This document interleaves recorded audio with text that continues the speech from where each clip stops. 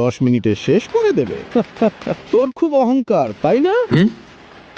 আয়, আমি এখানেই দাঁড়িয়ে আছি, দেখি তো কি করতে পারিস। এরকম অনেককে দেখেছি আমি।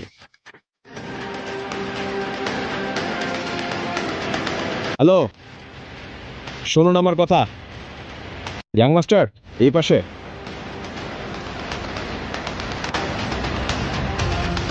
প্রিয় যাত্রীরা, আপনাদের জানানো যাচ্ছে প্রাইম এয়ারলাইনের পরিষেবা সাময়িকভাবে স্থগিত করা হয়েছে। আমরা এই অসুবিধার জন্য আন্তরিকভাবে দুঃখিত।